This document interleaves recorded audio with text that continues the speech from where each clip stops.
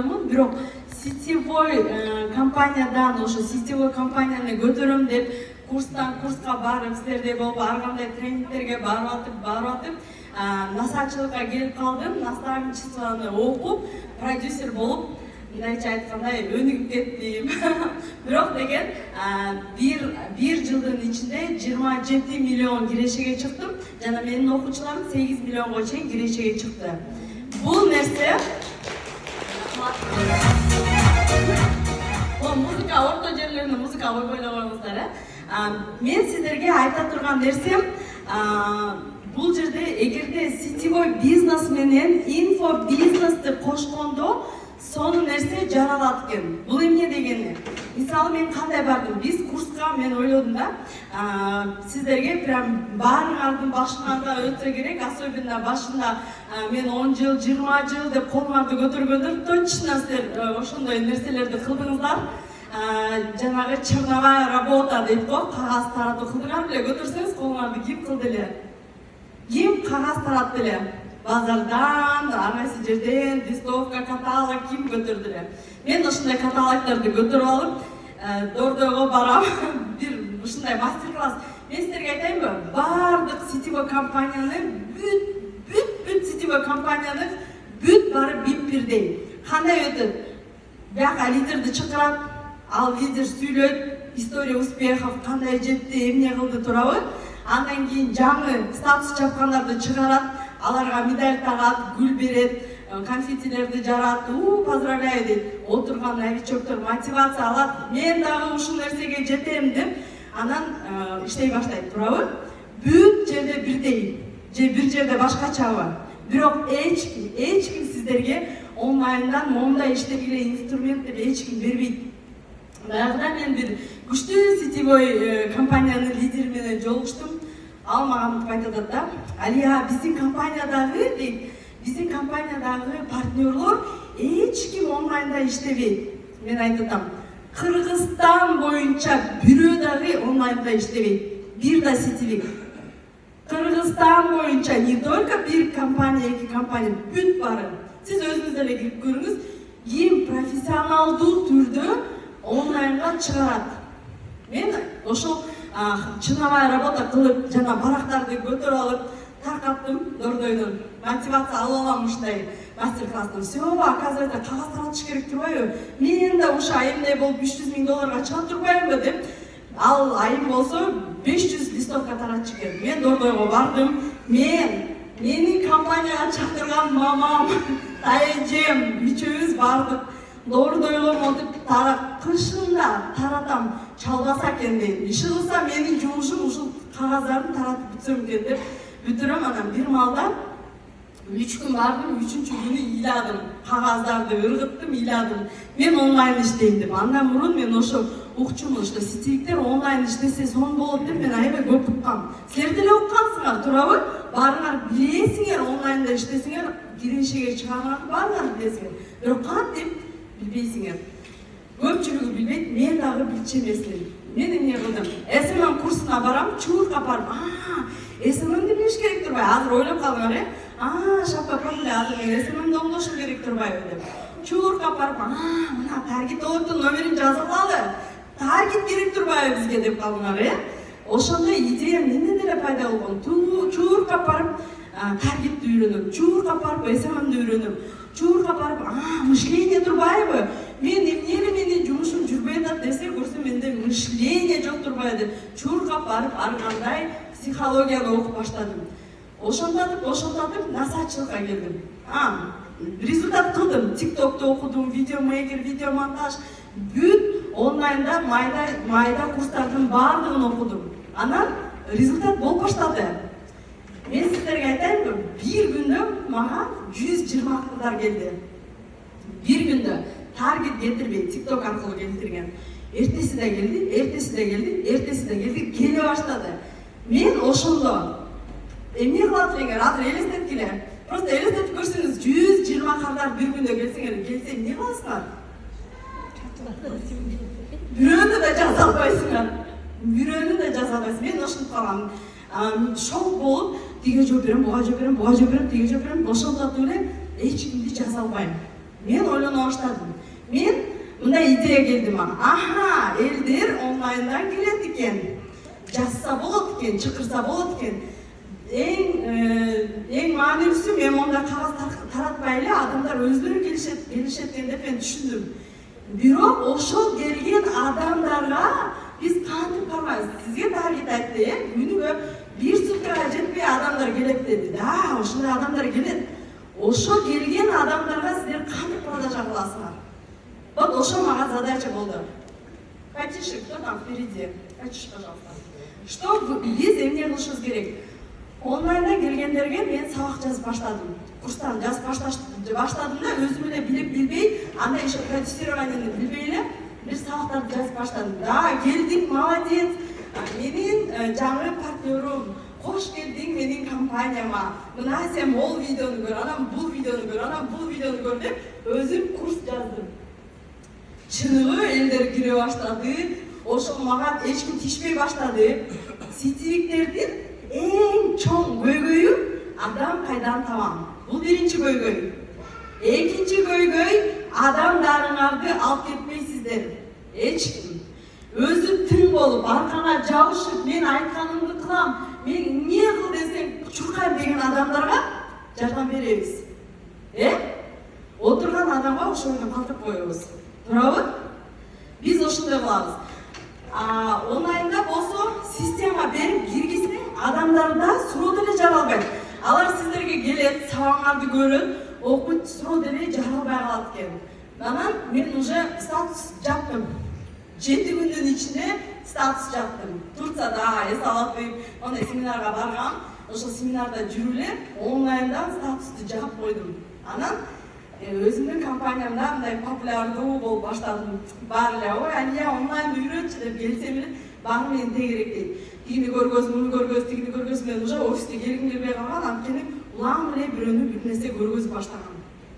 Анан мен ойлодум, сетевиктерге курс ачыш керек турбайбы, сетевиктерге курс жок турбайбы? Мен болсо 1 жыл бою ар кандай курска секирип атып, анан ушул деңгээлге жеттим. Значит, ошо билимимди чогултуп бир курс ачсам сонун болуп турбайбы деп мага ошондой идея келди. Мен деген окутуш керек экен деп, анан курс ачканды жардам берем, курс ачканды үйрөтөм деген бир жерге бардым. Бир жерге барып окуп, анан ошол жерде мен аябай, мен баракчама деле көрсөңүздөр болот, аябай чоң ийгиликтерди чыныгы жарата алдым. Бирок эгерде мен сетевойдо иштебегенде, жанагындай көчө кыдырбаганда, мен ушундай ийгиликтерге жетмек эмесмин. Вот ушул бүгүн аябай өкүнүчтүүсү, Бактыгүл эже кандай сонун даярданган, кандай сонун концерт болду, мунун баары деген мындай билесиздер, акча турат. Вот это эң самый дорогой зал, мастер-класс. Мен ушундай мастер-классты почти жума сайын өткөрөм, полный зал.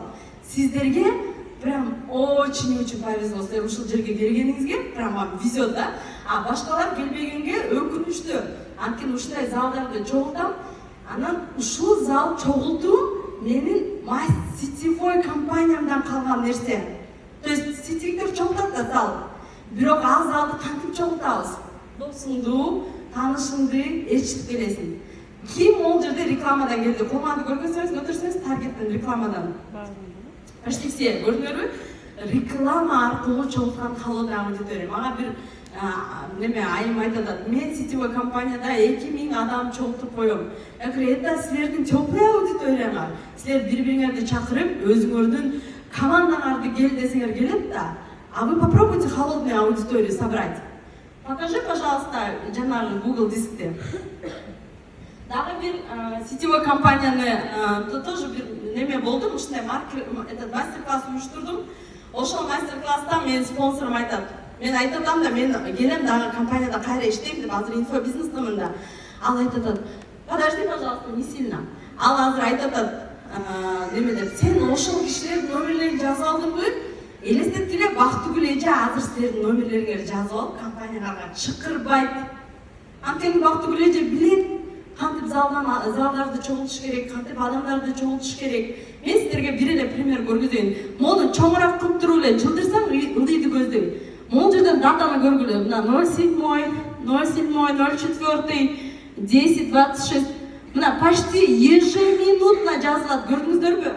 Мен ушундай залдарды чогултам да, и Бактыгүл эже тоже это знает, потому что она тоже продюсер, тоже наставник, ушул фишкаларын бүт баарын билет.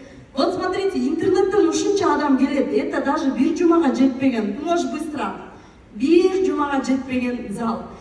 И мен спонсорум айтат, Алия, сен деген ушундай бир зал чогулткан турбайсыңбы? Номерлерин жазып кал, баардыгын чакырып, чалып дейт, компанияга чакырам. Мен айтатам, мен азыр андай иштебей калгам деп, анан ушуну көргөзсөм вообще шок болду. То есть онлайндан киши, вот кааласаңыз 2000, кааласаңыз 3000, кааласаңыз 5000, кааласаңыз 10000 адам чогулта аласыз.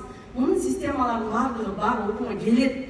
Бирок келген адамды кантип өстүрүш керек? Ушул Бай Лидер деген курстун именно ичи, ошо Бактыгүл эже ошо системаны үйрөтөт. То есть да, адам келди, ошо пошагово, ушундай толтур адамдар келет. Ал адамды жылытканды үйрөтөт, прогресс деген техникаларды берет. То есть адамдарды жылытуу. Азыр прямой продажа деген жок. Инфобизнес, традиционный бизнес, сетевой бизнестин айырмасы эмнеде?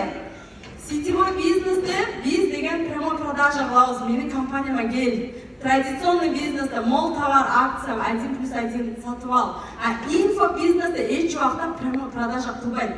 Биз азыр могу курсту сатабыз. Биз деген прямой продажа кылган жокпуз да, курс сатабыз келгиле деген жокпуз да. Эч кимге келбеген эмесиңер турабы? Билим беребиз, пайда беребиз, баалыктарын ачабыз, баалыктарын түшүндүрөбүз, анан курсту сатабыз. Инфобизнес менен башка бизнестин айырмасы ошондо. То есть, эгерде ушул эле традиционный бизнести сетевой бизнеске келтирсек кандай болот? Эми элестеткиле, ар бириңер бир компанияларда иштейсиңер. Элестеткиле, силер ушундай 300-500 адам чогулта аласыңар. Ар бириңер өзүңөрдүн компанияларга. Анын жолдору бар да. Ошону топтоп туруп, биз мисалы курс жөнүндө айтабыз да, а силер өзүңөрдүн компаниялар жөнүндө айтасыңар. Бирок жанагындай банально эмес. Бул спонсор, анан мына жылдыз алды, анан мындай статус жапты эмес. Башкача. Вот башкача айтыш керек, жаңы деңгээлге чыгыш керек да. Понимаете? И сетевиктерге Кыргызстан боюнча курс жок. Бактыгүл эже менин окуучум болот. Окуучум дегенде кандай? Эже мен инфопродюсермин, плюс еще насаатчымын. Уже билими бар да Бактыгүл эже тияктан окуп, бияктан окуп, ошо билимдердин баардыгын бир упаковка кылганга продюсер жардам берет, наставник жардам берет. То есть уже эле билими бар, ошону упаковка кылып эле просто жол көргөзүп туруш керек да, мындай кыласыңар, мындай кыласыздар, мындай кыласыздар деп. А так Бактыгүл эже өтө күчтүү лидер. То есть эгерде ошондо бул жерде компанияны реклама кылуу эмес, компанияга чакыруу эмес, бул жерде именно сиздерге, сетевиктерге системаны түшүндүрүп атабыз. Система келген, каршылыктар жөнүндө сонун айтты. Бизге келгенде, каршылыктарга келгенде эмне дейбиз? Күйөөм уруксат бербейт, сиз айткандай мен мисалы үчүн сендей болуп сүйлөй албайм дейт. Интернетте кандай каршылыктар менен иштейбиз? Биз ошол каршылыктарды бир адамды алып келебиз. Мына пример приводить этели. Например, сиздин атыңыз ким? Айзан. Сизчи? Сиздин атыңыз?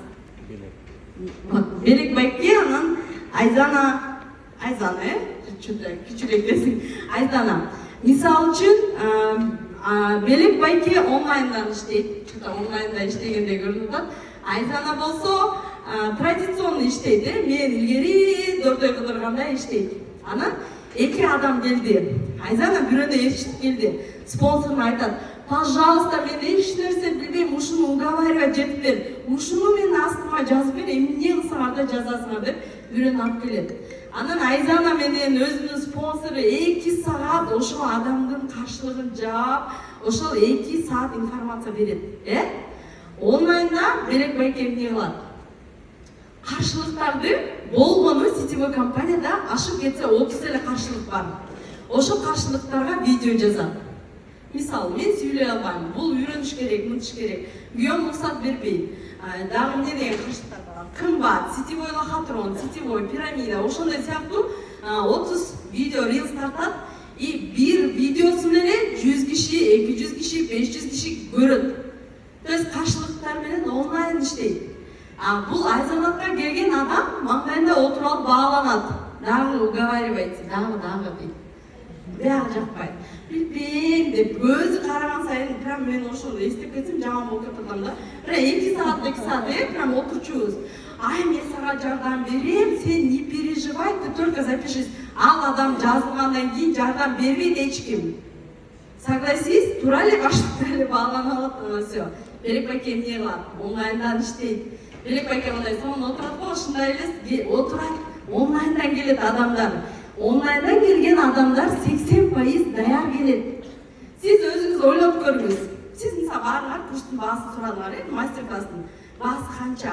Вот кызыккан үчүн сурадыңыз да турабы, же жөн эле кыларга иш жок сурадыңызбы? Кызыккан үчүн. То есть адамдар онлайндан келген адамдар 80% даяр келет. Уже курсту алгым келип атат деп 80% даяр. Элестетсең 80. 20%, 100% кылуу үчүн сиз адамдарга даяр система беришиңер керек.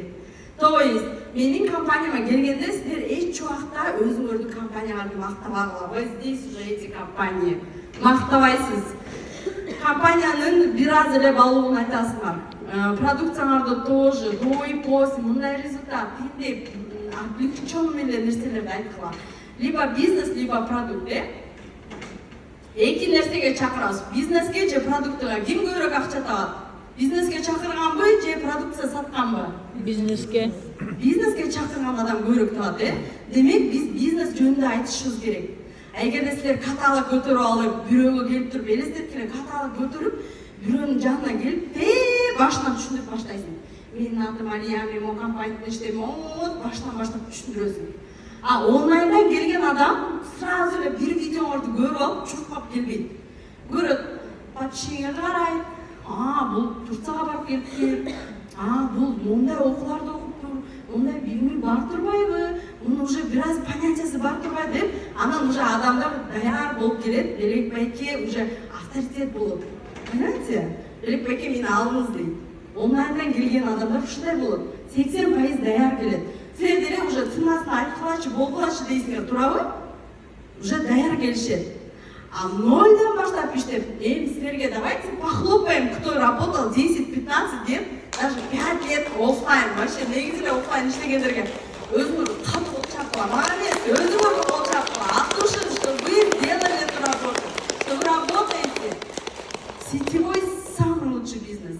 Мен коммуникацияны, мындай адам менен тил табышканды, адамдар менен сүйлөшкөнгө, ушундай выступать эткенге, ушунун баардыгын сетевой бизнесте үйрөнгөм. Если бы мен сетевойдо иштебегенде, мен инфобизнесте ийгиликтерди жаратмак эмесмин. Вы очень молодцы. Силерде күчтүү бир потенциал бар. Силер ойлойсуңар, мен барып элетам, окуп элетам, жазып элетам, результат жок дешиңиз мүмкүн. Бар результат. Сиздин ишиңизде башыңызда бар. Ошол прям это накапливается. Бир күн жарылып чыгасыңар бамбуктай болуп. Вы не думаете, что если азыр результат жок болсо, эртең сөзсүз түрдө болот. Потому что бул прям накопительный эффект экен. Таң каласың да, мен азыр продюсермин да. Мисалы үчүн, кечээ күнү сетевиктерди алдым, я их понимаю, массажисттерди алдым, понимаю. Психологияны окугам деген, помните? Психологияны понимаю, любой адам менен тил табышам. То есть это все навыки сетевого силерге жардам берет. Бактыгүл эженин курсу вообще шикарный. Бактыгүл эженин курсу именно онлайнды камтыганда, онлайнды жакшы камтыганда, она работает офлайн тоже, онлайн тоже. И мага деген көргөзөт, она еще книгу пишет, кстати, для сетевиков. Поаплодируйте. Анын презентациясын отдельно кылабыз, сетевиктерге курс жазып, китеп жазып, эстесеңиз. Эми байлидер курста деген сиз именно системаны үйрөнөсүз. Сиздерге полностью үйрөтөт. Эми сиз көрдүңүзбү, мындай пазлды кичине мынтип чогултуп бердим сиздерге. СММ отдельно сүйлөдү, таргетолог отдельно сүйлөдү, лидерлер отдельно, потом мен продюсер, и сиздерге ошол картинканы көргөзөт атам, Да, сиз онлайнга иштейсиңер, рилс тартасыңар, таргет кетиресиңер, шапка профиле, инстаграмда упаковка кыласыңар, бүт баарын даярдайсыңар. Адамдар келет, келген адамдарга Бактыгүл эже система берет. Пашагам, муну кыл, муну кыл. Стористерде адамдарды жылытасыңар. Первый день бир күнү муну айтып бересиңер, экинчи күнү муну, үчүнчү күнү балыктарын, төртүнчү күнү саякат алып бөлүнөт. А биз кандай кылабыз? Айда жылда кафеге барабыз, ошону мынтип жылдырып туруп киргизип коебуз. Да?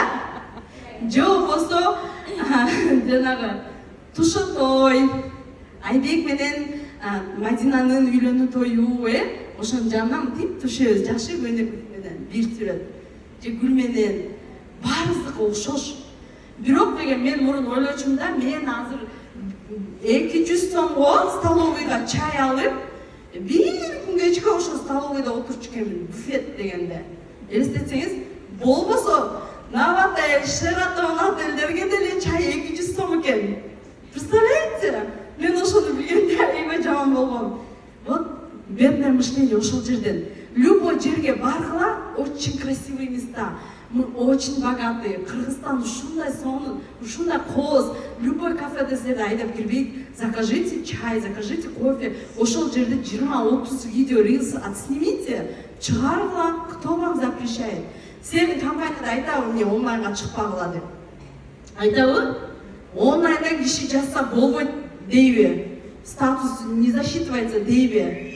Дебейт да, любыми способами нужно зарабатывать. Азыр онлайнга чыкпаган уят. Биз силерге айтайынбы? 2024 жылы биз баарыбыз онлайнга киребиз. Баарыңар киресиңер.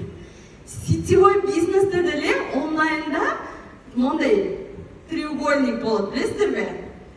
Үстүлөр жыргайт. Азыр силер кирсеңер үстүлөр болосуңар. Потому что келечекте алтыны бар, күмүшү бар, бай болбойт, подписчиги бар, Инстаграм страничкасы бар, аккаунты бар, личный бренди бар адам бай болот. Ошо болуш үчүн азыр уже башташ керек. А силер билесизби, жеке брендти Инстаграмда бир айда жаратса болот. Бир айда жаратса болот. Личный бренд. Ойлобуз, потом когда-нибудь деп күтпөңүз. Оп-оңой. Эч нерсеси жок. Анан бул жерде деген Бактыгүл эже сонун мен билген лидерлерден, мен да сетевойдо иштегенде Джон Фок, анан жанагы орустардагы толтура курстарды үйрөнгөм. Кыргызстанда эч жерде андай курс жок. Ар кайсы курстардан курска барып, орустардан именно эмалан курстарды үйрөнгөм да. Ошол курстардын баардыгын Бактыгүл эже берген жатат да, системасы. То есть get курста, видеолор красивый, упакованный, студияда тартылган, жанагы звукоизолированный студияларда тартылган get курста красивый бир курста. Аны алып алсаңыз, сиз деген өзүңөрдүн партнерлоруңарды бат эле көтөрөсүңөр. Силерге келген адамды силер продукцияны реклама кылбайсыңар. Силер маркетингди реклама кылбайсыңар. Тем более силер тетиги вышестоящий спонсорларды реклама кылбайсыңар. Понимаете? Силер өзүңөргө система куруп, ошо системаны сунуштайсыңар. Мен чала була билип билбей курстарды тартып алып, мен ошонтем. Анан онлайндан адам чогултканды үйрөтөт сиздерге. Вообще забудьте бири-бириңер менен таанышпай эле койгула. Просто привет, кайсы компаниядасың, анан жазып алайын деп ойгар болбой эле койсун. Биз үйрөтөбүз, онлайндан иштеш керек, понимаете? Анан онлайндан адамдар келгенде силер эмне кыласыңар? Мынтип айтасыңар. Каталог менен жанагы пакет баштыктар менен барып предлагать жеткен айым ойлоп калат. Мен дагы ушундай каталог менен баштык менен жүрөмбү деп ойлойт. Туурабы? Ойлойт да. Эгерде сизге мен мындай кылчумун да, мага жанагы келе баштады да, жүздөн киши пачкалап келет. Жырган авторитет болуп калган өлө. Көп кетейин. Ошентип калган. Анда адамдар келет, бүт бар офиске. Анан мен мындай айтам. Көрдүңбү, менин ушундай сабактарым бар. Мен онлайнда иштегенди үйрөтөм. Менде мондай система бар деп айтам. Ана мага айтат. Мен адам кайдан табам? Эң чоң көйгөй ошобу, ошодо турабы, адам кайдан табам? Силер айтасыңар. Сен мага интернеттен келдиң го? Мен ушунчумун. Сага да ушундай интернеттен келет. Үйрөтүп коесуң, болду, башы оорубайт. Онлайндан үйрөтүш керек да. Вообще мен сетевик болгум келген силерге айтып атам. Иштегим келген деп барып алып. Представляете, сетевой бизнес самый лучший бизнес. Вы прям всесторонне развиты болосуңар. И духовность. У кого есть деньги, есть у сетевиков. У кого есть цель, у сетевиков. Кийин саякаттайт, сетевиктер, без подарки, здоровья. Арык болчумун сетевойдо иштегенде себеп кеттим. Сетевиктер всегда прям лицо свежее, чистое, классное, да? Прям вот вы все сияете. Продукция шикарная, потому что эгерде сетевой продукциясын начар болса, ал вообще чырбайт. 1 жылдан ашпайды. Поэтому у всех сетевых компаний продукции шикарные. Бүт бар, именно шикарный болгон үчүн сетевого киргизет аны, чтобы друг другу рекомендовать. Buy Leader курсында силерде пошаговая система, то есть онлайнды биз үйрөтөбүз. Вас спикеры будут, да? Или вы этот курс внутри курса? SMM таргетолог это спикеры? Ага, приглашенные спикерлер болот ал жерде, то есть курсы бар Buy Leader. Еще плюс к этому курсу сиздерге приглашенный спикерлер келет. То есть Сүтсай эксперти келет, таргет эксперти келет, SMM эксперти келет, мен чакырасызбы? Стилист келет экен, мен келет экенмин. То есть вот такие спикеры плюс курстун ичине, Buy Leader'дын ичине еще дополнительный сабактар.